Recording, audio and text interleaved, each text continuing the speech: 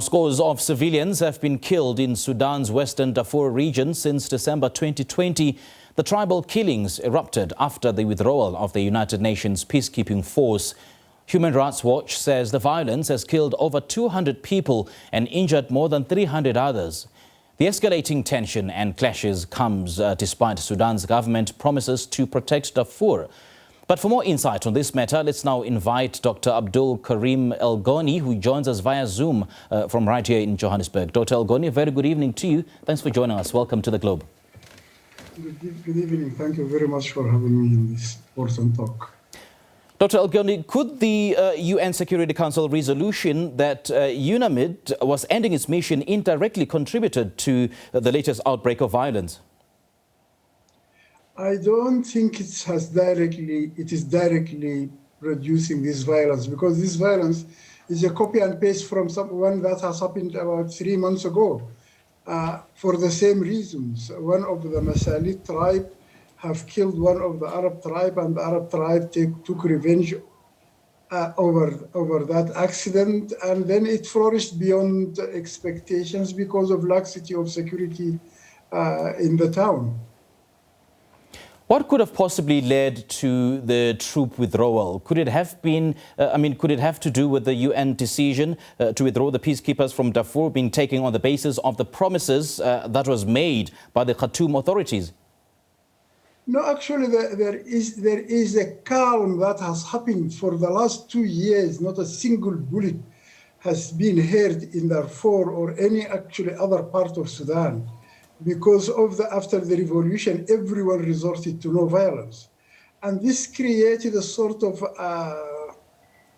expectancy that nothing again will come out. Although people have forgotten that the tribes, all those tribes are militarized. There are a lot of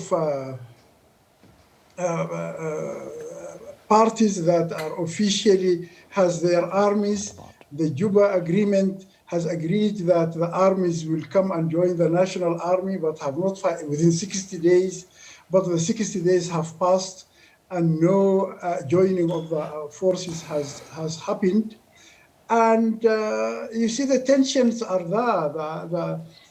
Although we had a revolution, we have a change of government, but the majority of people who are in office, who are in power, are the people of the old regime who have their own agenda to keep those tensions on. So, although it would have been better if UNAMID was there, because even with its ineffectiveness, it is giving a feeling that someone is looking after and is collecting information and can do something. Because you see, during the UNAMID time, the killings in Darfur has never stopped in the last 10 years. They only have stopped after the revolution. Yeah.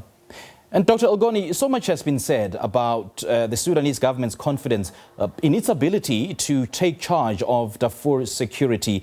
Am I correct to suggest then that such confidence could have stemmed from a peace agreement that was signed in October last year in the capital of South Sudan, in Juba?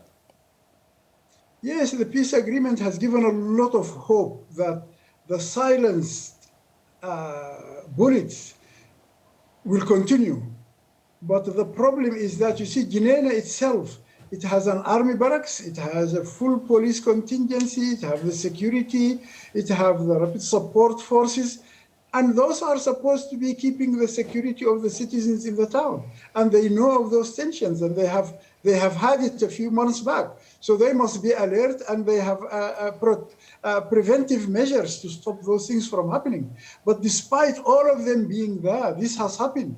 And there are people who are saying that although the governor of the state have asked people, the army and the police, to stand up, they did not do it because of tribal reasons. I don't know the full facts, but they did not obey the orders of the governor, and things went out of hand. Actually, many people there say thanks to the rapid support forces, because when they came to the town with so many armed vehicles, they could separate the two fighting factions. But after what has happened. Actually, as you said, there is more than 160 people dead, and the whole site for the camp for the locally internally displaced people have to flee their place. Till now, they are displaced again, so they are displaced twice or 3 times. But the Khartoum authorities failed to deploy security troops in a timely manner to Darfur. So how can the government be confident of the fact that they've fully taken charge of the security situation in Darfur? You see, the agreement in Juba have facilitated the formation of a force of the signatories of the agreement, the army of Sudan and the rapid support forces, together with the police and the security, to create a sort of a new force that will keep the peace in Darfur. And that was supposed to happen within 60 days of signing the agreement. But the 60 days have passed, and people were unable to fulfill that commitment. I believe if that commitment was fulfilled, all the parties, the Masalit will be there, the Zaghawa will be, all the tribes will be in the system, and all the armed forces will be in the system, all the government forces will be in the system, and they could manage things together. But unfortunately, till now, it didn't happen, and I hope that the massacre that has happened will alert people to do this like yesterday, and they are working on it now. I hope that the new government that is going to be assigned maybe from next week will take the Darfur peace agreement more seriously.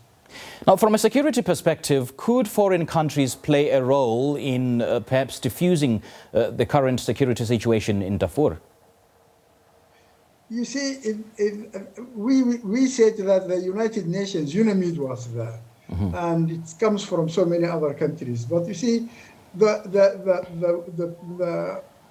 war in Libya has just ended with some agreements, and many of those who were fighting there have flown back, drove their cars back into Darfur, and there is a lot of arms in the hands of the tribal militias, and arms in every house, almost every house. This is creating problems, especially in Central African Republic, which is bordering Darfur. If there is a problem, Chad, the governor of West Darfur, have accused Chad of have hands into the battle that has happened, although Chad refused those allegations, and even the Sudanese government refused those allegations. There is the dropout from Libya, where there is the UAE, there is Qatar, there is Turkey, has created a new system in the West that is creating tension between the different people, especially people who are coming in the war are mostly from the Arabized Africans, not from the Africans. Mm-hmm. While the main conflict... In Darfur, there is no Arabs. Let me put it to you this way. Yes. There is Arabized Africans and there is Africans. Okay. So if they sit next to each other, you won't know them. It is just a cultural thing that is happening. And people are abusing it. Okay.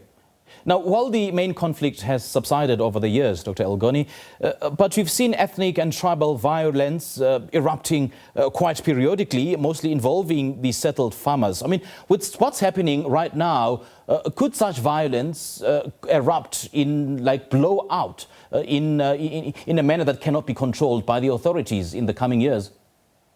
You see, it can, because there is fluidity now in power. And there are many people who are vying for positions, people who wanted to be ministers, who wanted to be state ministers, who wanted to be this.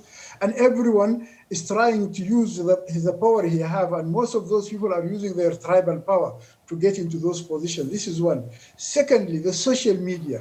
The social media has created, it was beneficial to the revolution in Sudan, but it is detrimental for the revolution after the revolution has succeeded, because many of those people who are using social media, WhatsApp and Facebook, are using hate crime, hate speech, and bringing stories that have been thrown away a long time ago.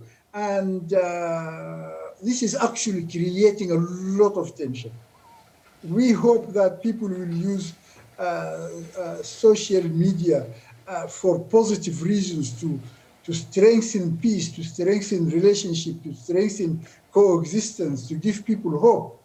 so that people will not resort to violence. But actually, this is one of the main things that people are now who fight for power are using the social media to get enmity and power and bring people behind them, to rally people behind them.